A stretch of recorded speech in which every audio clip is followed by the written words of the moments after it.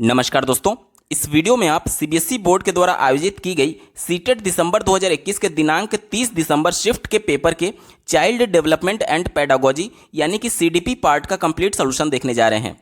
CTET दिसंबर 2021 में online mode में कुल 23 शिफ्टों में सीबीएसई बोर्ड ने परीक्षा का आयोजन किया था, जिसमें से ये 10वें शिफ्ट का पेपर है। अगर आप 23 शिफ्ट के पेपर का कंप्लीट सॉल्यूशन देखना चाहते हैं तो इस वीडियो के समाप्त होने के बाद से इस वीडियो का डिस्क्रिप्शन जरूर चेक करिएगा। और अगर इस चैनल पर पहली बार विजिट कर रहे हैं तो इसको सब्सक्राइब करते हुए बेल आइकन को जरूर प्रेस कर लीजिएगा सीटेट, यूपी टेट और सुपर टेट की बेहतरीन तरीके से तैयारी करने के संदर्भ में। चलिए दोस्तों, आज के इस महत्वपूर्ण वीडियो को प्रारंभ करते हैं। पहला प्रश्न पूछा गया था, एक बालिका कूदना सीखने से पहले चलना और उछलना सीखती है, यह विकास के किस सिद्धांत को दर्शाता है? तो ये तो पहले से एक तरीके से अनुमान लगाया जा सकता है, प्रिडिक्ट किया जा सकता है कि बच्चे पहले क्या करते हैं, धीरे धीरे चलना सीखते हैं। ठीक है, चलने के बाद से वो धीरे धीरे उछलना सीखते हैं और अंत में जाकर के वो कूदना सीखते हैं। तो ये तो पहले से एक तरीके से प्रिडिक्टेबल पैटर्न है, यानी अनुमानित एक तरीके से पैटर्न पर ही ये चीज़ें चल रही हैं। तो इसका उत्तर क्या हो जाएगा? ऑप्शन नंबर 2 देखिए, विकास पूर्व अनुमानित प्रतिमानों का अनुसरण करता है, ये इस सिद्धांत पर आधारित है। ऑप्शन नंबर 2 सही जवाब होगा। अगला प्रश्न पूछा गया था, बालकों में वृद्धि और विकास में क्या शामिल है? तो वृद्धि की अगर बात करें तो ये मात्रात्मक होता है। कैसे? बच्चों की हाइट पहले जब वो जन्म लेता है तो 1 फुट, फिर 2 फुट, फिर 3 फुट, इस प्रकार से वृद्धि करती रहती है। तो इसका जो मात्रक है, जैसे हाइट को हम लोग फुट में नाप सकते हैं, मीटर में नाप सकते हैं, सेंटीमीटर में नाप सकते हैं, तो ये मात्रात्मक है जिसे हम किसी इकाई में नाप सकते हैं। तो वृद्धि को किसी इकाई में नापा जा सकता है। लेकिन अगर विकास की बात करें तो ये गुणात्मक होता है। कैसे? अब बच्चों का व्यक्तित्व विकास होता है, तो आप उसे फुट में नहीं नाप सकते या फिर किलो में नहीं नाप सकते। तो जो व्यक्तित्व का विकास है वो किसी मात्रा, एक तरीके से इकाई में नहीं नापा जा सकता, किसी मात्रा में नहीं नापा जा सकता। तो ये गुणात्मक होता है, यानी कि जो बालकों में वृद्धि और विकास है वो मात्रात्मक भी होता है और गुणात्मक भी होता है। ऑप्शन नंबर 3 इसका बिल्कुल सही जवाब हो जाएगा। अगला प्रश्न पूछा गया था, निम्नलिखित में से कौन सा कारक भौतिक एवं सामाजिक दुनिया की जटिल शक्तियों को संबोधित करता है जो किसी बालिका के अनुभवों को उसके विकास के दौरान प्रभावित करते हैं? तो भौतिक और सामाजिक दुनिया की बात की गई है। तो जब बच्चे का जन्म होता है तो वो परिवार में से सामाजिक दुनिया को पहली बार देखता है। ठीक है, यानी कि पहली बार वो माता पिता के संपर्क में आता है, तो वो उसका सामाजिक दुनिया हो गया। और भौतिक, यहाँ पर कहने का मतलब क्या है, भौतिक कारक क्या है? तो जो चीज़ें उसको सुविधाएं मिल रही हैं उसको परिवार में, तो वो उसका भौतिक कारक हो गया। तो इसका उत्तर क्या हो जाएगा? ऑप्शन नंबर 3 देखिए, लालन पालन, यानी कि बच्चे का जिस प्रकार से परिवेश में पालन पोषण किया जा रहा है उसमें भौतिक कारक भी है और साथ ही साथ सामाजिक कारक भी है, क्योंकि समाज, प्राथमिक समाज उसका परिवार ही है और जो भौतिक कारक है वो उसको परिवार में जो कुछ भी सुविधाएं मिल रही होंगी वो उसका भौतिक कारक हो गया। यानी कि जिस प्रकार से लालन पालन हो रहा है ये इसका उत्तर हो जाएगा, ऑप्शन नंबर 3। अगला प्रश्न पूछा गया था, निम्नलिखित में से कौन सी बच्चों के सामाजिकरण की प्राथमिक संस्था है? प्राथमिक संस्था की बात की गई है। तो जब बच्चे का जन्म होता है तो सबसे पहले वो परिवार के संपर्क में आता है। ठीक है, तो यहाँ पर देखिए, यहाँ पर परिवार दिया गया है और यहाँ पर परिवार दिया गया है। बाकी के जो ऑप्शन है ये तो ऐसे ही गलत हो गए आपके। अब देखिए, इन दोनों में से जो परिवार वाला ऑप्शन है इसमें से सही कौन सा होगा? देखिए, यहाँ पर अगर दूसरे ऑप्शन की बात करें तो संचार माध्यम दिया गया है। संचार माध्यम में यानी कम्युनिकेशन का मीडियम मोबाइल हो गया, टेलीफोन हो गया, कंप्यूटर हो गया। इसके अलावा अगर बात करें तो चिट्ठी हो गया, ये सभी कम्युनिकेशन के साधन हैं।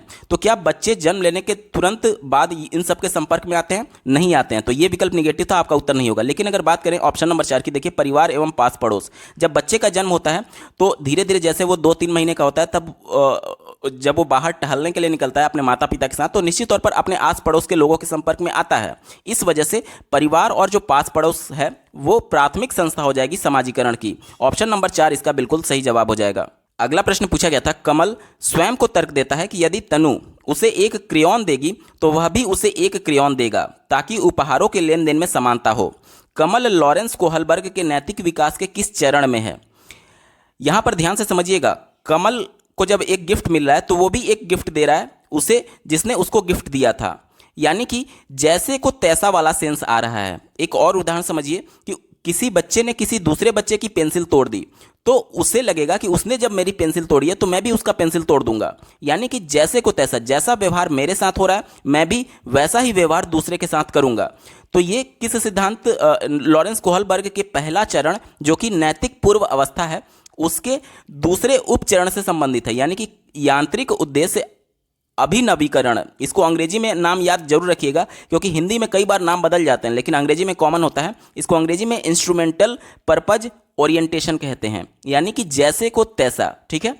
अगला प्रश्न पूछा गया था, संज्ञानात्मक विकास के किस चरण में बच्चे एक दूसरे के साथ खेल संबंधी विचार साझा करते हैं और इस समझ को की संकेत वस्तुओं को दर्शाते हैं, सुदृढ़ करते हैं, लेकिन संरक्षण करने में असक्षम रहते हैं, यानी कि संरक्षण का अभाव होता है। सबसे पहले तो संरक्षण होता क्या है इसको समझिए।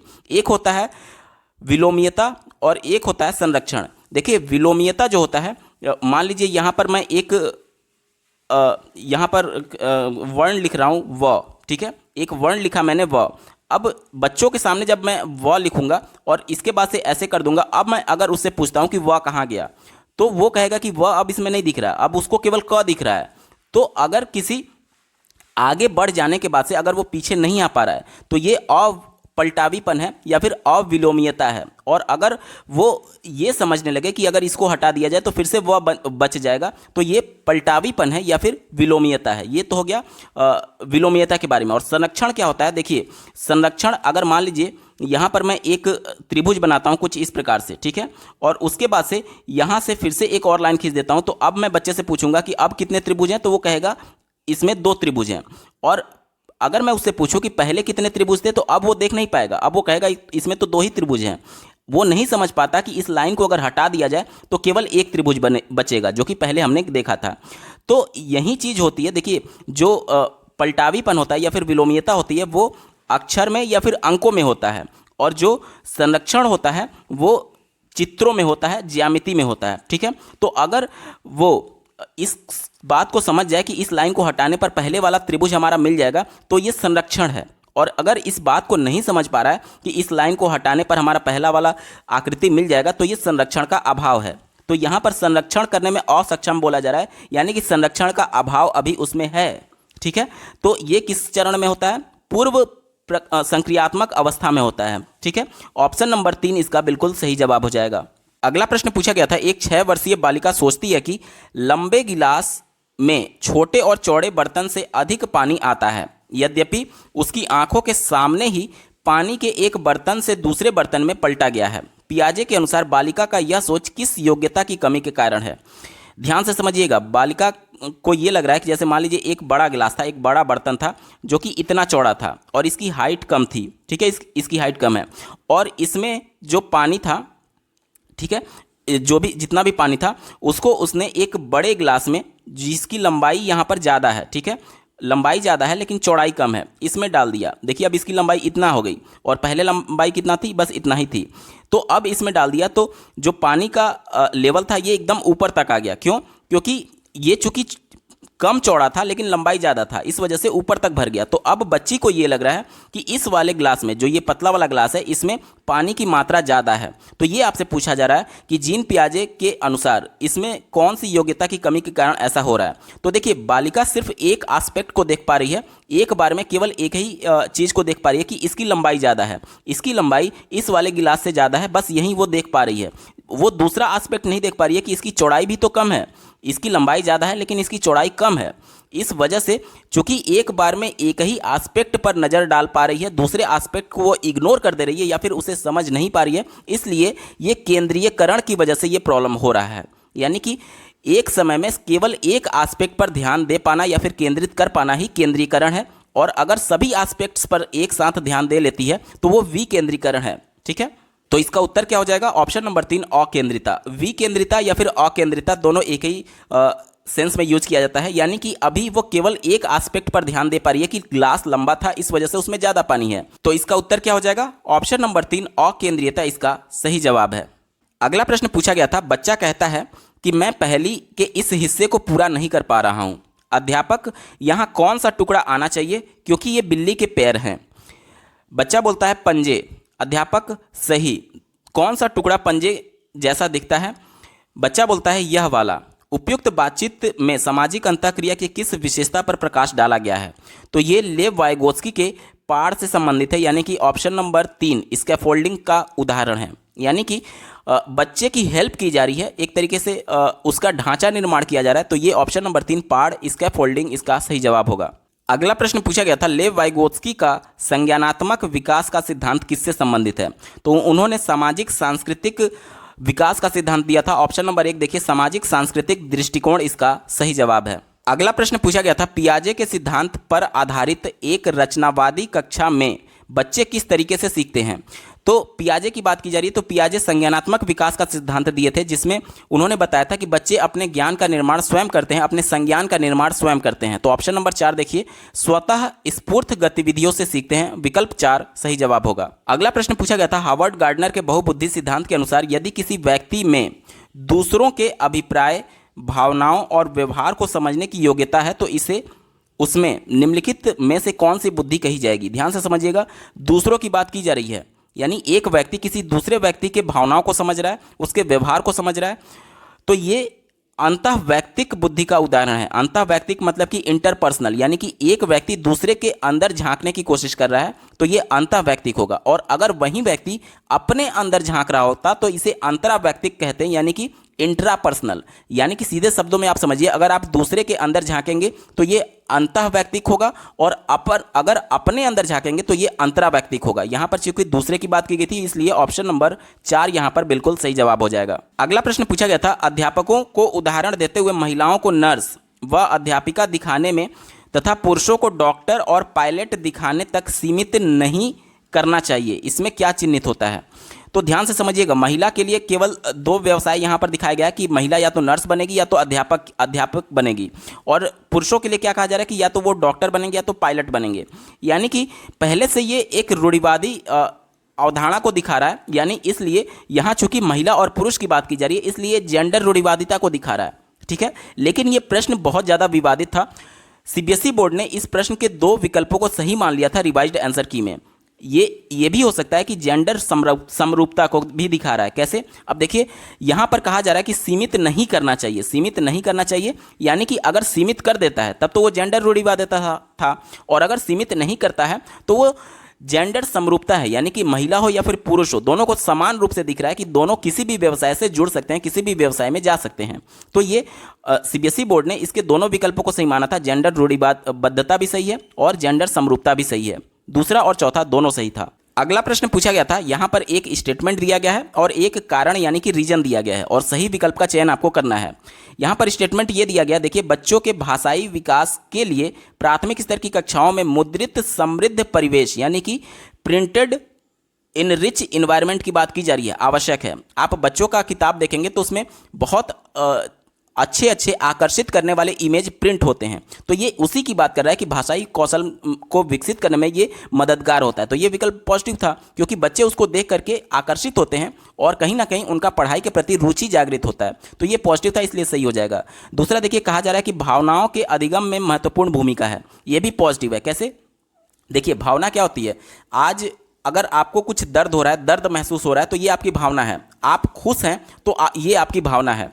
मान लीजिए आप खुश हैं तो निश्चित तौर पर आपका अधिगम अर्थपूर्ण होगा। क्यों? क्योंकि आप खुश हैं तो आप एक तरीके से संतुष्ट हैं, और इस वजह से जो कुछ भी गतिविधि आप कर रहे हैं आप पूरा ध्यान उसमें आकर्षित कर सकते हैं, यानी पूरा ध्यान आप उसमें लगा सकते हैं। तो खुश होने की कंडीशन में आप पूरा ध्यान अधिगम पर केंद्रित कर रहे हैं। लेकिन मान लीजिए आपका मन दुखी है तो आप पूरा ध्यान उस पर केंद्रित नहीं कर पाएंगे जो गतिविधि आप कर रहे हैं, बल्कि जिस वजह से आप दुखी हैं उस पर आपका ध्यान बार बार भटकेगा।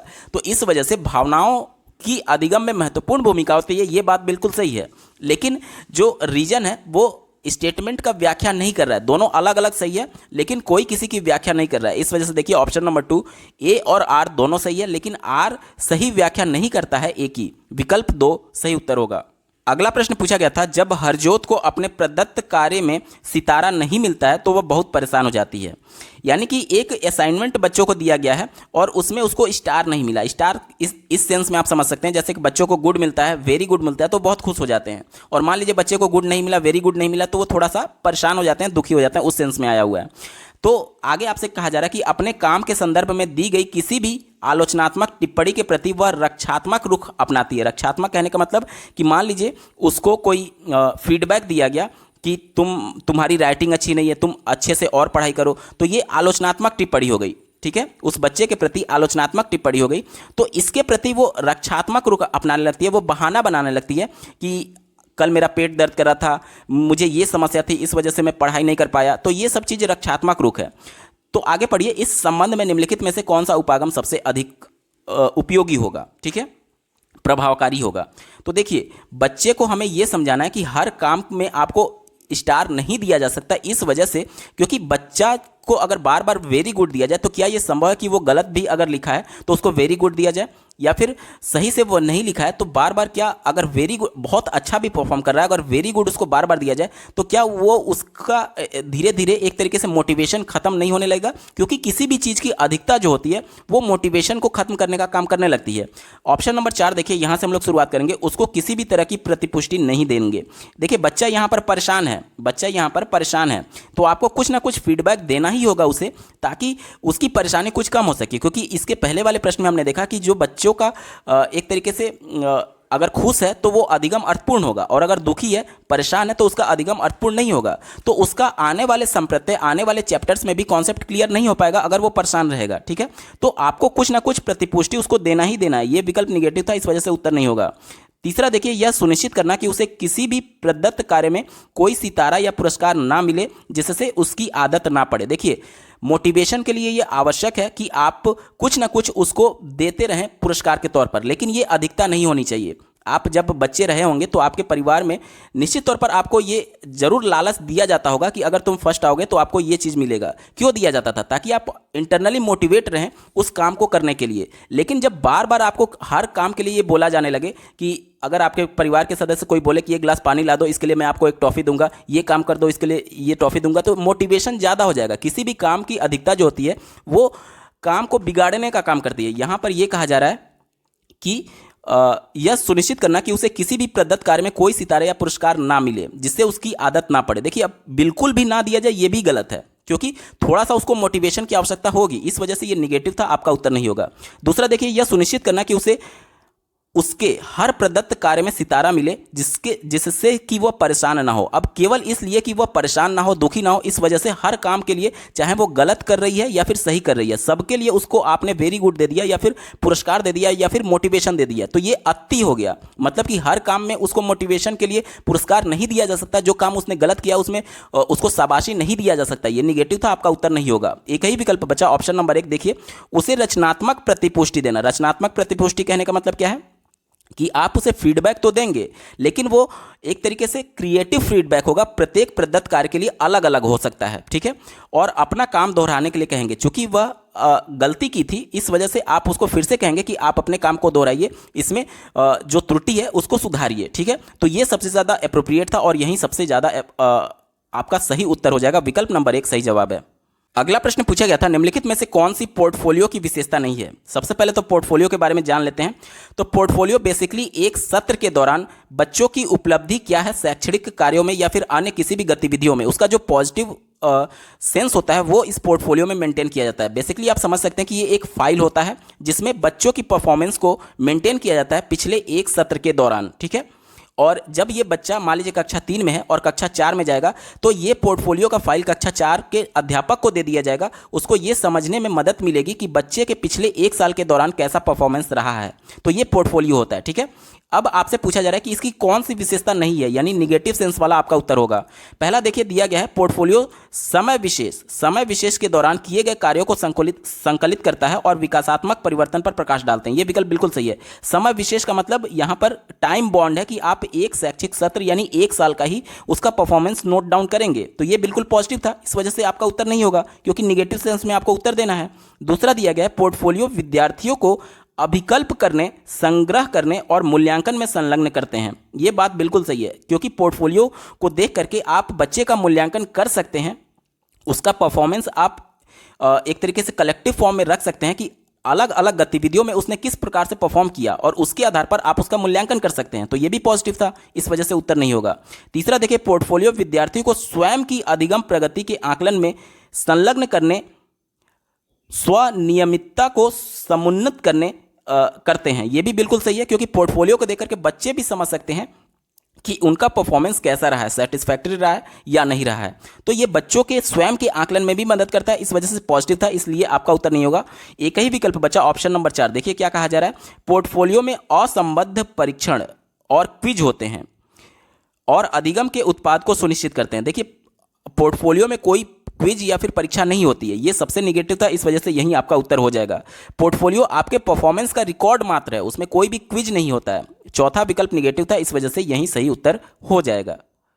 अगला प्रश्न पूछा गया था, समान कक्षा में विशेष आवश्यकता वाले बच्चों को शामिल करने का उद्देश्य प्राप्त करने के लिए अध्यापक को क्या करना चाहिए। विशेष आवश्यकता का मतलब क्या हो गया, जैसे कि मान लीजिए जो विशिष्ट बालक हैं, जो किसी शारीरिक अक्षमता से जूझ रहे हैं, जैसे कि दृष्टिबाधित बालक है, तो उसके लिए विशेष आवश्यकता की जरूरत पड़ेगी कि वह ब्रेल लिपि के माध्यम से पढ़ाई कर सकते हैं। इसी प्रकार से मान लीजिए कोई श्रवण बाधित है, तो उसके लिए विशेष आवश्यकता की विशेष रूप से आवश्यकता पड़ेगी श्रव्य सामग्री को देखने के लिए। हो सकता है कि वो विजुअल इफेक्ट्स को देख करके चीज़ों को अच्छी तरीके से समझ पा रहा है, तो ये विशेष आवश्यकता हो गई। ठीक है, तो यहीं आपसे पूछा जा रहा है कि अध्यापक को क्या करना चाहिए। पहला विकल्प देखिए, बालक विशेष के मजबूत पक्ष, रुचियों और आवश्यकताओं की पहचान करना। ये विकल्प बिल्कुल पॉजिटिव है। क्यों?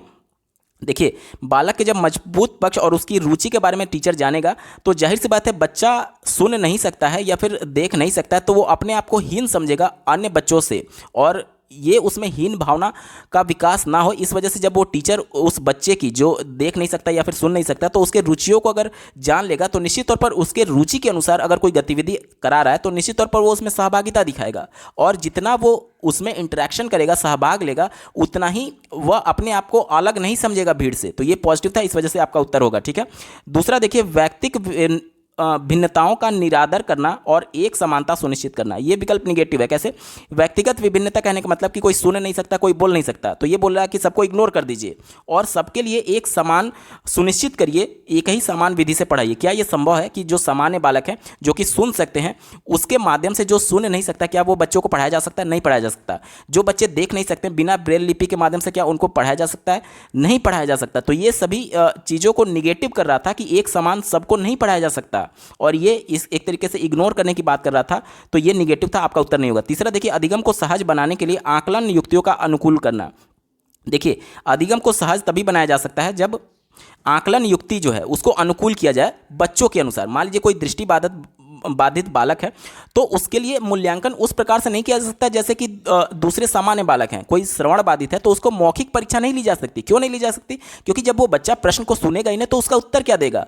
तो प्रत्येक बालक के लिए जो आकलन की युक्ति है, उसको उसके अनुकूल बनाया जाए, यानी कि उसकी आवश्यकता के अनुसार उसका मूल्यांकन किया जाए, आकलन किया जाए। तो ये भी पॉजिटिव था, आपका उत्तर होगा। चौथा देखिए, प्रत्येक के लिए व्यक्तिगत शिक्षा का योजना बनाना, यानी प्रत्येक बालक अपने आप में यूनिक है, प्रत्येक बालक दूसरों से अलग है, तो सबके लिए अलग अलग व्यक्तिगत शिक्षा योजना होनी चाहिए, एक तरीके से प्रगतिशील कक्षा में। तो ये भी पॉजिटिव था। अब देखिए, 1, 3 और 4 वाला पॉजिटिव है, तो दिए गए विकल्प में देखिए ऑप्शन नंबर 3, 1, 3, 4 इसका सही जवाब हो जाएगा। अगला प्रश्न पूछा गया था, प्रकाश, ध्वनि, स्पर्श और अन्य सांवेगिक जानकारी के प्रति अति संवेदनशीलता। मतलब थोड़ा सा भी कहीं से लाइट आया, थोड़ा सा भी कहीं से आवाज आया, थोड़ा सा भी किसी ने छू लिया, तो बालक उसका ध्यान उधर की तरफ आकर्षित हो जा रहा है।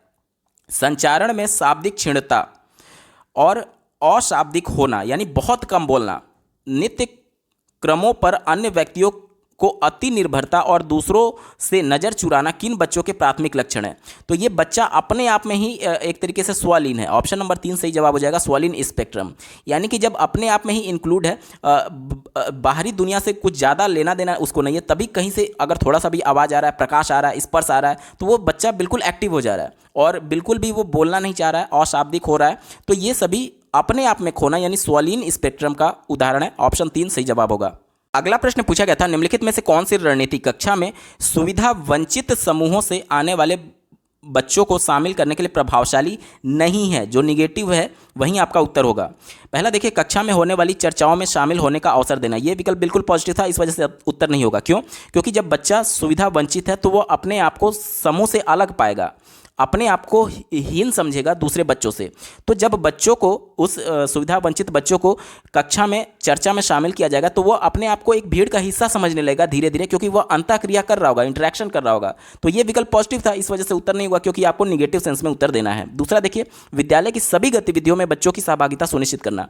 बच्चों को जितना मौका देंगे आप उसको अपने आप को एक्सप्रेस करने के लिए, किसी भी माध्यम से ग्रुप में कार्य करा करके, ग्रुप में गतिविधि करा करके, तो इससे उसमें हीन भावना धीरे धीरे खत्म किया जा सकता है और उसका जो अधिगम है वो अर्थपूर्ण किया जा सकता है। ये भी पॉजिटिव था, इस वजह से आपका उत्तर नहीं होगा। तीसरा देखिए, बच्चों की उपस्थिति और ठहराव का नियमित मॉनिटरिंग करके, यानी टीचर लगातार ये मॉनिटर करे कि जो सुविधा वंचित हैं वो डेली क्लास आ रहे हैं या नहीं आ रहे हैं। तो इन सब का भी एक रिकॉर्ड होना चाहिए कि कहीं बच्चा किसी और समस्या से तो नहीं जूझ रहा है। हो सकता है कि वो हीन भावना में चला गया हो और विद्यालय आने में डरने लगा हो कि दूसरे बच्चे हमारे से अलग हैं, हमारा परिवेश वो नहीं हो सकता, हम उसमें एक तरीके से अनुकूलन नहीं कर पा रहे हैं। तो ये सभी निगेटिव सेंस बच्चों में ना आए, इस वजह से ये टीचर की जिम्मेदारी है कि वो प्रत्येक दिन मॉनिटर करे कि बच्चा डेली आ रहा है अथवा नहीं आ रहा है। तो ये भी बिल्कुल सही था, पॉजिटिव था, इस वजह से आपका उत्तर नहीं होगा। एक ही विकल्प बचा, ऑप्शन नंबर 4 देखिए, समूह संबद्धता के आधार पर पृथक पृथक बैठने की व्यवस्था करना। समूह संबद्धता कहने का मतलब कि एक कैटेगरी से संबंधित लोग एक अलग कैटेगरी में बैठेंगे, दूसरे संबंधित लोग अलग कैटेगरी में बैठेंगे। मतलब कि जो सुविधा जिनको मिला है उसको अलग कैटेगरी करने की बात की जा रही है और जिनको सुविधा नहीं मिला, जो सुविधा वंचित है, उनको अलग कैटेगरी में रखने की बात की जा रही है। ये विकल्प बिल्कुल ही निगेटिव था, इस वजह से यही आपका उत्तर होगा। क्योंकि देखिए, एक तो पहले ही बच्चा हीन भावना का शिकार है कि वो समाज में सुविधा वंचित रह गया। अब आप स्कूल में भी उसको इस प्रकार से अलग कर देंगे तो वो कभी भी स्कूल को अपना परिवेश समझेगा ही नहीं और इस प्रकार से वो इंटरेक्शन करने में, अंतःक्रिया करने में, बोलने में और ज़्यादा शर्माएगा या फिर यूं कहें कि डरने लगेगा धीरे धीरे से। तो ये बिल्कुल निगेटिव था, इस वजह से यही आपका उत्तर हो जाएगा। ऑप्शन नंबर 4 सही जवाब होगा। अगला प्रश्न पूछा गया था, निम्नलिखित का मिलान करें। यहाँ पर देखिए, दिव्यांगता के प्रकार दिए गए हैं और इसका वर्णन दिया गया है, तो आपको मिलान करना है। तो हमने डिस्कैलकुलिया के बारे में पढ़ा है। डिस्कैलकुलिया मतलब कि गणितीय जो संक्रियाएं होती हैं उसमें बच्चे सहज महसूस नहीं करते हैं, ठीक है। तो यहाँ पर आप देख सकते हैं, अगर डिस्कैलकुलिया की बात की जाए, देखिए सी का हो जाएगा 3, यानी कि वह दिव्यांगता जो विद्यार्थियों की गणितीय गणनाओं की करने की दक्षता को प्रभावित करती है। इसी प्रकार से डिस्ग्राफिया की बात की जाए तो ये लिखने से संबंधित होता है, ठीक है। तो यहाँ पर विकल्प नंबर 2 देखिए, वह दिव्यांगता जो संबद्धता के साथ लिखने की योग्यता को प्रभावित करती है, लिखने की योग्यता को प्रभावित करती है, ठीक है। अब उसके बाद से डिस्फेजिया की बात करें तो डिस्फेजिया का हो जाएगा ऑप्शन नंबर 4। देखिए, भाषाई विकार जो संप्रेषण कौशल और बोध की योग्यता को प्रभावित करती है, यानी कम्युनिकेशन को आपको प्रभावित करती है इसमें। और अगर बात करें ऑप्शन नंबर बी की, डिस्प्रोक्सिया में क्या होता है कि देखिए, संतुलन, सूक्ष्म गत्यात्मक नियंत्रण और गति बोधक समन्वय करने, रोजमर्रा के कामों को करने में कठिनाई होती है। तो आपका विकल्प क्या बना, ए का बन गया 4, बी का बन गया 1, सी का बन गया 3 और डी का बन गया 2। तो हमारा विकल्प क्या बना, 4 1 3 2। विकल्प नंबर 4 में देखिए 4 1 3 2 इसका सही जवाब हो जाएगा। अगला प्रश्न पूछा गया था, अध्यापक किस तरीके से रचनात्मक चिंतन को प्रोत्साहित कर सकते हैं, यानी कि बच्चे को क्रिएटिव किस प्रकार से बनाया जा सकता है, किस प्रकार से वो रचनात्मक तौर पर सोच विचार करने में सक्षम हो पाए। पहला देखिए दिया गया है, शिक्षार्थियों पर सतत रूप से निगाह रख करके, यानी कि हर छोटी मोटी बात के लिए बच्चों को एक तरीके से टीचर के निगरानी में ही काम करने की बात की जा रही है। तो ये विकल्प निगेटिव था, क्योंकि आज हम लोग बाल केंद्रित शिक्षा की बात करते हैं, जिसमें लेव वाइगोस्की और साथ ही साथ जीन पियाजे ने ये कहा था कि बालक स्वतंत्र वातावरण में खुद करके सीखते हैं। तो आपको निगाह रखना, यानी हर गतिविधि में उनको टोकना, ये निगेटिव सेंस दे रहा था, इस वजह से आपका उत्तर नहीं होगा। दूसरा देखिए, प्रत्येक शिक्षार्थी से निपुणता से कम कुछ भी अपेक्षित ना करना, ये विकल्प निगेटिव है। क्यों? देखिए, हर बच्चे से ये नहीं कहा जा सकता कि तुम बिल्कुल मास्टरी हासिल कर लो किसी भी काम में। अगर ऐसा होता तो आज के डेट में सभी लोग आइंस्टीन होते और सभी एक तरीके से न्यूटन होते हैं। तो सभी को बिल्कुल स्किल्ड नहीं बनाया जा सकता, सब में स्किल डेवलप नहीं की जा सकती, सबको बिल्कुल निपुण नहीं किया जा सकता, ठीक है। तो ये अपेक्षित करना कि सभी बिल्कुल एकदम मास्टरी हासिल कर ले किसी भी काम में, तो ये पॉजिटिव नहीं था, आपका उत्तर नहीं होगा। क्योंकि जो बच्चा देख नहीं सकता है तो निश्चित तौर पर वो अन्य गतिविधियों में थोड़ा पीछे रहेगा। जो बच्चा सुन नहीं सकता है सामान्य बच्चों से निश्चित तौर पर थोड़ा सा पीछे रहेगा ही रहेगा। तो ये सबको मास्टरी नहीं हासिल कराया जा सकता, तो ये निगेटिव था, आपका उत्तर नहीं होगा। चौथा देखिए, शिक्षार्थियों के लिए बहुत ही कठिन गतिविधियों का चयन करके और उन्हें अनुसरण करने के लिए सख्त निर्देश देना, यह विकल्प बिल्कुल निगेटिव है। क्यों? कोई बच्चा किसी का अनुसरण करके नहीं सीखता है, बल्कि अपना खुद करके वो करके सीखता है। अनुसरण करके सीखना होता तो सब लोग आइंस्टीन का अनुसरण करते और आज सब लोग साइंटिस्ट होते हैं। तो ये क्या पॉसिबल है कि एक दूसरे को देख करके हम लोग अनुसरण कर पाए? नहीं पॉसिबल है, इस वजह से निगेटिव था। और यहाँ पर देखिए कठिन, यहाँ पर गतिविधि की बात की जा रही है, ये भी निगेटिव था। और निर्देश देने की बात की जा रही है, ये भी कठिन था, मतलब कि सख्त निर्देश। तो ये पूरा वाक्य ही निगेटिव था, आपका उत्तर नहीं होगा। एक ही विकल्प बचा, ऑप्शन नंबर 3 देखिए, शिक्षार्थियों को समस्याओं के समाधान के लिए भिन्न भिन्न तरीके अपनाने के अवसर देना। जब आप अलग अलग तरीकों से समस्या को सॉल्व करने के लिए कहेंगे बच्चों से, तो निश्चित तौर पर उसमें क्रिएटिव थिंकिंग आएगी। वो चीज़ों को, समस्याओं को अलग अलग तरीके से सोच रहे होंगे, और जितना अलग तरीके से वो सोचेंगे उतना ही उनमें रचनात्मक चिंतन आएगा। ऑप्शन नंबर 3 इसका बिल्कुल सही जवाब होगा। अगला प्रश्न पूछा गया था, बच्चे को किसी समस्या का समाधान ढूंढने में किस क्रम को अपनाना चाहिए?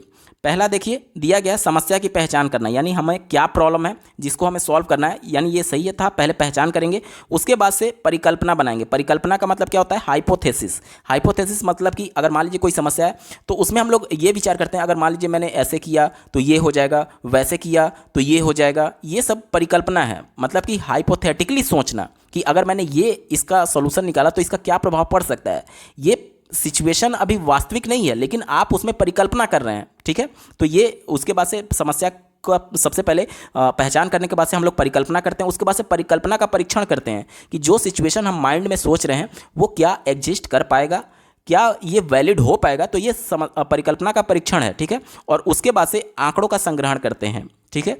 तो ये पहला वाला सही है, लेकिन सीबीएसई बोर्ड ने इसके एक और विकल्प को सही माना था। यहाँ पर देख सकते हैं तीसरा विकल्प को भी सीबीएसई बोर्ड ने सही मान लिया था रिवाइज्ड आंसर की में। इन्होंने कहा कि समस्या को परिभाषित करना, यानी समस्या क्या है पहचानना या फिर परिभाषित करना एक ही चीज़ है, ठीक है। उसके बाद से समस्या का विश्लेषण किया जाता है कि समस्या को सॉल्व करने के लिए हमें क्या क्या डेटा चाहिए या फिर क्या क्या परिस्थितियाँ हमें चाहिए, तो ये उसका विश्लेषण हो गया। और उसके बाद से परिकल्पना हम लोग बनाते हैं। हाइपोथेटिकल एनालिसिस तब करेंगे आप कि मतलब हम लोग सब कुछ जान गए कि क्या क्या हमें चाहिए। अब हम लोग विचार करते हैं, परिकल्पना करते हैं, हाइपोथेटिकली सोचते हैं कि इसका ये सॉल्यूशन हो सकता है, इसका ये सॉल्यूशन होता है, और अंत में परिकल्पना का परीक्षण करते हैं। तो ये भी पॉजिटिव था, इस वजह से सीबीएसई बोर्ड ने दोनों विकल्पों को सही मान लिया था। 1 और 3 दोनों सही उत्तर है। अगला प्रश्न पूछा गया था, वह शिक्षिका जो यह मानती है कि उसकी कक्षा का प्रत्येक छात्र अधिक अध्ययन करने से अपना प्रदर्शन सुधारने में सक्षम है, बच्चे की सफलता का श्रेय किसको देती है?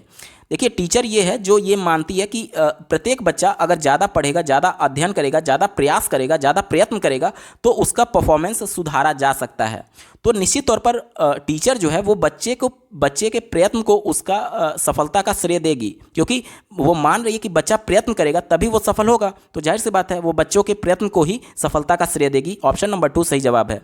अगला प्रश्न पूछा गया था, एक अध्यापक को बहुत अधिक अपेक्षाएं किससे रखनी चाहिए? पहला दिया गया केवल प्रतिभाशाली विद्यार्थियों से। केवल प्रतिभाशाली विद्यार्थी, ये निगेटिव सेंस था, आपका उत्तर नहीं होगा। क्योंकि देखिए एक कक्षा में, आज हम लोग समावेशी कक्षा की बात करते हैं जिसमें प्रतिभाशाली बालक भी है और कम सीखने वाला बालक भी है और शारीरिक अक्षम बालक भी है। तो केवल आप जो तेज बच्चे हैं, जो प्रतिभाशाली बच्चे हैं, केवल उन पर फोकस नहीं करेंगे, बल्कि सभी बच्चों को एक साथ लेकर के चलना है। और पहला विकल्प समावेशी कक्षा के कॉन्सेप्ट को नकार रहा है, इस वजह से आपका उत्तर नहीं होगा। और वैसे भी मैं पहले भी आपको बता चुका हूं कि जिस भी विकल्प में केवल अगर आपको दिख जाए तो वो हमेशा निगेटिव होता है, वो आपका कभी उत्तर होगा ही नहीं अगर प्रश्न में पॉजिटिव सेंस में उत्तर पूछा गया तो, ठीक है। तो पहला निगेटिव हो गया। तीसरा देखिए, विशेष श्रेणी से संबंधित विद्यार्थियों को छोड़ करके सभी विद्यार्थियों से। विशेष श्रेणी कहने का मतलब कि जो शारीरिक रूप से अक्षम है, जैसे कि श्रवण बाधित हो गए, दृष्टि बाधित हो गए, तो ये विशेष श्रेणी है। या फिर कोई बहुत ज़्यादा प्रतिभाशाली है तो वो भी विशेष श्रेणी में है। मतलब कोई भी सामान्य बालक से अलग कोई है तो वो विशेष श्रेणी में माना जाएगा। तो बोला जा रहा है कि विशेष श्रेणी को छोड़ करके सभी बालकों पर, यानी कि जब आप प्रतिभाशाली को छोड़ दिए, बहुत कमजोर को छोड़ दिए, शारीरिक रूप से अक्षम को छोड़ दिए, तो ये सभी तो समावेशी कक्षा का विरोध कर रहे हैं ना, कि समावेशी कक्षा का कॉन्सेप्ट ही ये कहता है कि सभी बालकों को एक साथ लेकर के चलना है, और यहाँ पर आप बालकों को अलग करने की बात कर रहे हैं। तो ये निगेटिव था, आपका उत्तर नहीं होगा। चौथा देखिए, भिन्न भिन्न विषयों में लड़के लड़कियों से अलग अलग अपेक्षाएं, जैसे कि गणित में लड़कों से और भाषा में लड़कियों से। ये विकल्प जेंडर रूढ़िवादिता को दिखा रहा है कि आप पहले से एक रूढ़िबद्ध विचारधारा से बंधे हुए हैं कि जो लड़कियां हैं वो भाषा की कक्षा में अच्छा परफॉर्म करेंगी और जो लड़के हैं वो गणित में अच्छा परफॉर्म करेंगे। तो ये जेंडर रूढ़िवादिता को दिखा रहा है, जो कि निगेटिव था। आपका उत्तर नहीं होगा। एक ही विकल्प बचा, ऑप्शन नंबर 2 देखिए, जेंडर और वर्ग को ध्यान में ना रखते हुए सभी विद्यार्थियों से, यानी कि लड़का है या लड़की है इसे कोई मतलब नहीं होना चाहिए, साथ ही वह प्रतिभाशाली है, शारीरिक रूप से अक्षम है या फिर कमजोर बालक है, इससे भी कोई मतलब नहीं होना चाहिए। यहाँ पर बोला जा रहा है ना कि ध्यान में ना रखते हुए, इससे कोई मतलब ना करके, इसको इग्नोर करके सभी विद्यार्थियों से टीचर को अपेक्षा रखनी चाहिए। तो ऑप्शन नंबर 2 यहाँ पर पॉजिटिव था और यही आपका सही जवाब हो जाएगा। अगला प्रश्न पूछा गया था, किस दृष्टिकोण के अनुसार अधिगम एक सक्रिय एवं सामाजिक प्रक्रिया है। अगर ये सामाजिक वर्ड नहीं दिया गया रहता, ध्यान से समझिएगा, अगर सामाजिक वर्ड नहीं दिया गया रहता, केवल ये पूछता कि अधिगम एक सक्रिय प्रक्रिया है, तो आपका उत्तर संरचनावादी होता। लेकिन आपका उत्तर अब संरचनावादी नहीं होगा। क्यों नहीं होगा? क्योंकि यहाँ पर सामाजिक वर्ड जुड़ा हुआ है। देखिए, संरचनावाद से 2 मनोवैज्ञानिक जुड़े हुए हैं, पहला जीन पियाजे और दूसरा लेव वाइगोत्स्की। लेव वाइगोत्स्की ने सामाजिक संरचनावाद का सिद्धांत दिया था, जिसके अंतर्गत उन्होंने ये बताया कि बच्चे समाज में अंतःक्रिया इंटरेक्शन के माध्यम से ही सीखते हैं, और चूंकि वो इंटरेक्शन कर रहे होंगे यानी सक्रिय भी होंगे, तो इस वजह से चूंकि यहाँ पर सामाजिक वर्ड आ गया, इस वजह से ये सामाजिक संरचनावादी हो जाएगा। ऑप्शन नंबर 1 इसका सही जवाब है। अगला प्रश्न पूछा गया था, पीटर कहता है मैं असफल हूँ क्योंकि मैं मूर्ख हूँ, और इसका मतलब है कि मैं हमेशा ही असफल होऊंगा, यह क्या दर्शाता है? तो ये देखिए, ये उसकी बेचारगी को दर्शा रहा है, यानी कि एक तरीके से वो लर्न हेल्पलेसनेस महसूस कर रहा है। ऑप्शन नंबर 4 इसका बिल्कुल सही जवाब है। अगला प्रश्न पूछा गया था, राष्ट्रीय शिक्षा नीति 2020 के अनुसार किसका प्रयोग किसको प्रोत्साहित करने के लिए करना चाहिए? तो यहाँ पर देखिए, अनुभव जनित अधिगम यानी कि करके सीखने का प्रयोग, समालोचनात्मक चिंतन, समालोचना और एक आलोचना, 2 वर्ड होते हैं। आलोचना का मतलब किसी के केवल निगेटिव पॉइंट पर ध्यान देना, और समालोचना का कहने का मतलब कि पॉजिटिव और निगेटिव दोनों पॉइंट पर ध्यान देना। तो देखिए, यही आपका सही उत्तर हो जाएगा, ऑप्शन नंबर 3, यानी राष्ट्रीय शिक्षा नीति 2020 के अनुसार अनुभव जनित अधिगम यानी खुद करके सीखने का प्रयोग बच्चों के समालोचनात्मक चिंतन को प्रोत्साहित करने के लिए करना चाहिए। विकल्प 3 सही जवाब होगा। अगला प्रश्न पूछा गया था, विद्यार्थियों के अधिगम में उन्नति होने की संभावना कब है? मतलब बच्चे कब जल्दी सीख पाएंगे, आपसे पूछा जा रहा है। देखिए, चौथा विकल्प दिया गया, अधिगम सामग्री में परिभाषाओं की सूची हो जिसमें कोई भी उदाहरण नहीं हो। ये विकल्प बिल्कुल ही निगेटिव है, क्योंकि देखिए, परिभाषा जो शब्द है ये एनसीएफ 2005 इसको थोड़ा सा निगेटिव मानता है, और साथ ही साथ ये कहा जा रहा है कि बच्चों को कोई उदाहरण ना दिया जाए, जबकि एनसीएफ 2005 ये कहता है कि बच्चों को परिवेश से जोड़ करके पढ़ाना है, यानी कि आप उसको उदाहरण देंगे तभी तो वो परिवेश से उसको कोरिलेट कर पाएगा, और यहाँ पर विकल्प कह रहा है कि उदाहरण देना ही नहीं है, तो इस वजह से ये निगेटिव था, आपका उत्तर नहीं होगा। तीसरा देखिए, अध्ययन सामग्री को जानकारी के छोटे असंबंधित अंशों में विभाजित किया जाए। असंबंधित कहने का मतलब कि मान लीजिए बच्चों को अगर मैं आम के बारे में पढ़ा रहा हूँ, तो आम से जुड़ा हुआ ही टॉपिक तो उसको बताऊंगा, सेब से जुड़ा हुआ टॉपिक थोड़े उसको बताऊंगा। तो ये कहा जा रहा है कि असंबंधित अंशों में विभाजित किया जाना चाहिए, यानी मैं बता रहा हूं आम और उसको डिवाइड कर रहा हूं किसी दूसरे कॉन्सेप्ट में, सेब के कॉन्सेप्ट में, तो ये निगेटिव था, आपका उत्तर नहीं होगा। पहला देखिए, अधिगमकर्ताओं के व्यक्तिगत और सांस्कृतिक अंतरों को ध्यान न रखते हुए प्रत्येक को एक समान अध्ययन सामग्री दी जाए। ये विकल्प बिल्कुल निगेटिव था, क्योंकि मान लीजिए कोई शारीरिक रूप से अक्षम बालक है, कोई सुन नहीं सकता, तो क्या वो सामान्य बालकों की जैसे रिएक्ट कर पाएगा? कोई देख नहीं सकता, तो क्या उनके लिए समान अध्ययन सामग्री हो सकती है? नहीं हो सकती। इस वजह से सबका जो व्यक्ति है वो एक दूसरे से यूनिक है, अलग है, इस वजह से सबका व्यक्तिगत भिन्नता का ध्यान रखना होगा, और विकल्प कह रहा है कि ध्यान ना रखते हुए, ये निगेटिव कर रहा था, इस वजह से आपका उत्तर नहीं होगा। एक ही विकल्प बचा, ऑप्शन नंबर 2 देखिए, अध्ययन सामग्री को संकल्पनात्मक ढांचे में व्यवस्थित किया जाए। ये विकल्प बिल्कुल सही है, ऑप्शन नंबर 2 सही जवाब हो जाएगा। अगला प्रश्न पूछा गया था, निम्नलिखित में से कौन से अध्यापक अकादमिक अधिगम समय को बढ़ाने में प्रभावशाली होंगे? यानी कि मान लीजिए बच्चे को बिल्कुल प्राइमरी में गया है, उसको पहले 10 मिनट पढ़ाया गया, वो बोर हो गया, ध्यान नहीं दे रहा है, फिर धीरे धीरे करके उसको समय को बढ़ाना है, क्योंकि बच्चे को हमेशा के लिए 10 मिनट के लिए नहीं पढ़ाया जा सकता। आप देखेंगे जब बच्चे प्लेवे में जाते हैं तो उनको ज़्यादा से ज़्यादा 10-15 मिनट पढ़ाया जाता है, फिर खेलने के लिए छोड़ दिया जाता है, फिर 10-15 मिनट पढ़ाया जाता है, फिर खेलने के लिए छोड़ दिया जाता है। तो जैसे जैसे बच्चा बड़ा होगा तो निश्चित तौर पर उसका अकादमिक अधिगम समय है, यानी जब वो सिखाने का समय है, उसको बढ़ाना होगा। तो यही बोला जा रहा है कि इसको बढ़ाने के लिए प्रभावशाली तरीका क्या है? पहला दिया गया है, वह अध्यापक जो कक्षा में अनुशासन बनाए रखने पर केंद्रित है, जब वह देखती है कि उसके विद्यार्थी दिए गए अनुसार कार्य नहीं कर रहे हैं तो वह उन्हें फटकारती है। ये विकल्प निगेटिव था, क्योंकि आज हम लोग बाल केंद्रित शिक्षा की बात करते हैं, जिसमें बालक स्वयं के रुचि के अनुसार कार्य कर रहा है, और यहाँ पर कहा जा रहा है कि अगर वो टीचर के रुचि के अनुसार कार्य नहीं कर रही है, नहीं कर रहा है बालक, तो उसको डांटा जाए, तो ये निगेटिव था, आपका उत्तर नहीं होगा। ठीक है, और इसके बाद से देखिए, और यहाँ पर यह भी कहा गया था कि अनुशासन बनाए रखने के लिए उस पर केंद्रित होना चाहिए, जबकि आज की डेट में स्व अनुशासन पर जोर दिया जाता है, यानी बालक खुद से अनुशासित होगा। ठीक है, आप उसको मार पीट कर जबरदस्ती अनुशासित नहीं कर सकते हैं, तो ये निगेटिव था। तीसरा देखिए, वह अध्यापक जो नियमित रूप से कोई एक गतिविधि करती है, दूसरे की सुविधा के लिए उस गतिविधि को रोक देती है और फिर पुनः पहली गतिविधि करवाती है। तो यहाँ पर देख लीजिए, ये दूसरों की सुविधा के लिए गतिविधि को रोकने की बात की जा रही है, इस वजह से निगेटिव था। क्यों निगेटिव था? वह अध्यापक जो नियमित रूप से कोई एक गतिविधि करवाती है और जब भी किसी दूसरे को असुविधा हो रहा है तो उसको गतिविधि रोक दे रही है। बार बार किसी बच्चे को अगर मान लीजिए कोई कह रहा है कि मुझे समझ नहीं आ रहा है या फिर इंटरेस्ट नहीं है, तो क्या बार बार गतिविधि को आप रोक देंगे? नहीं रोकेंगे, बल्कि उसकी समस्या को हैंडल करने की कोशिश करेंगे। और ये कहा जा रहा है कि बार बार गतिविधि रोक दी जा रही है और फिर से शुरुआत से शुरू की जा रही है, तो ये निगेटिव था, आपका उत्तर नहीं होगा। उस समस्या को टैकल ही नहीं किया जा रहा है टीचर के द्वारा, उस समस्या को हैंडल ही नहीं किया जा रहा है, जिसकी वजह से गतिविधि रोकनी पड़ रही है, इस वजह से निगेटिव था।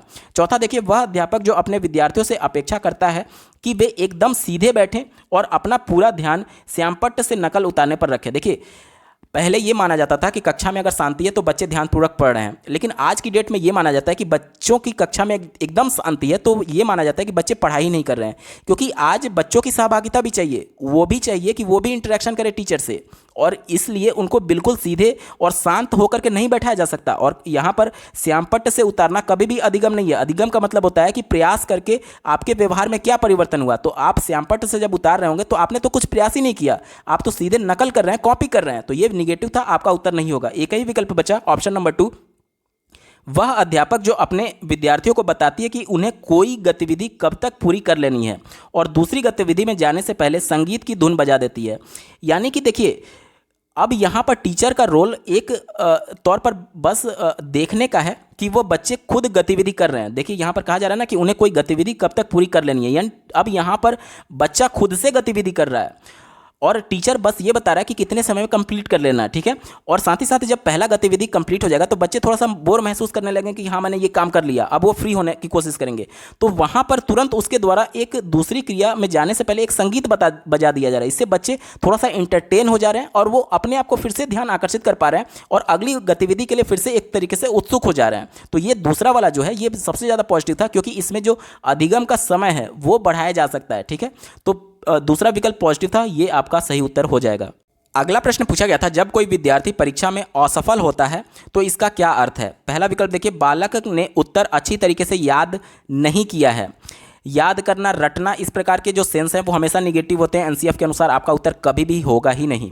दूसरा देखिए, अभिभावक असफल हो गए हैं, उन्हें बालक की अतिरिक्त कक्षा ट्यूशन का प्रावधान करना चाहिए था। ये विकल्प बिल्कुल निगेटिव है, क्योंकि अगर अतिरिक्त कोचिंग देना ही है तो बच्चे को विद्यालय क्यों भेजा जा रहा है? यहाँ पर टीचर की ये जिम्मेदारी थी कि बच्चा अगर असफल हो रहा है तो निश्चित तौर पर विद्यालय की कमी है या फिर सिस्टम की कमी है या फिर टीचर की कमी है कि उसने बच्चे को सही से सिखा नहीं पाया। देखिए, प्राइमरी स्तर के बच्चों की बात की जाए तो बच्चे बहुत ज़्यादा उत्सुक होते हैं, बच्चे की कभी गलती मानी ही नहीं जाएगी कि बच्चा नहीं सीख पाया है, वो हर चीज़ को सीखने के लिए उत्सुक होते हैं। टीचर जो विधि अपना रहा है बच्चों को पढ़ाने के लिए, हो सकता है कि उस विधि में कमी हो, इस वजह से बच्चे इंटरेस्ट नहीं ले रहे हैं और जैसे ही वह इंटरेस्ट उनका खत्म होगा वह इंटरनली मोटिवेटेड नहीं होंगे और वो अधिगम नहीं कर पाएंगे। तो सब कुछ एक दूसरे से इंटरकनेक्टेड है। तो यहाँ पर ये नहीं कहा जा सकता कि बच्चों को ट्यूशन नहीं दिया गया इस वजह से बच्चे असफल हो गए। ये विकल्प निगेटिव था, आपका उत्तर नहीं होगा। तीसरा देखिए, बालक विद्यालय में पढ़ने के योग्य नहीं है। अगर बच्चा असफल हो रहा है तो वो अध्यापक योग्य नहीं है जो कि गलत विधि के माध्यम से बच्चों को पढ़ा रहा था। ठीक है, तो यहाँ पर विद्यालय की काबिलियत पर सवाल उठना चाहिए, ना कि बच्चे की काबिलियत पर सवाल उठना चाहिए। तो ये निगेटिव था, आपका उत्तर नहीं होगा, क्योंकि प्रत्येक बच्चा उत्सुक होता है और वो सीखने के लिए सक्षम है और सीखने के लिए तत्पर रहता है, बशर्ते अध्यापक और टीचर उसको सिखा पाएं। ठीक है, तो चौथा विकल्प देखिए, यह व्यवस्था की असफलता, ये बात बिल्कुल सही है। व्यवस्था में देखिए आपके टीचर भी आ जाएंगे, आपके विद्यालय भी आ जाएंगे। अब विद्यालय कैसे रिस्पॉन्सिबल होता है इसको समझिए। मान लीजिए शारीरिक रूप से कोई अक्षम बालक है, कोई श्रवण बाधित है जो कि सुन नहीं सकता है, तो उस कंडीशन में विद्यालय की ये जिम्मेदारी है कि उसके लिए विजुअल इफेक्ट्स, कंप्यूटर और श्रव्य सामग्री का यहाँ पर इस्तेमाल किया जाए बच्चों के अधिगम के दौरान, क्योंकि वो सुन नहीं सकता है लेकिन देख करके चीज़ों को समझने में उसे आसानी होगी। इसी प्रकार से कोई मान लीजिए कि देखने में दृष्टिबाधित बालक है तो उसके लिए ब्रेल लिपि की आवश्यकता है। मान लीजिए विद्यालय वो ब्रेल लिपि अवेलेबल नहीं करा पा रहा है, तो निश्चित तौर पर यह व्यवस्था की कमी थी। और मान लीजिए कि कोई टीचर जो कि पढ़ा रहा है और बच्चे सब कुछ सामान्य हैं, शारीरिक रूप से सक्षम भी हैं और सब कुछ पढ़ने के लिए ठीक है, लेकिन जो विधि उसके द्वारा अपनाया जा रहा है वह विधि गलत है, जिसकी वजह से बच्चों का इंटरेस्ट खत्म हुआ और उसके वजह से वो इंटरनली मोटिवेट नहीं हुए और वो सीख नहीं पाए।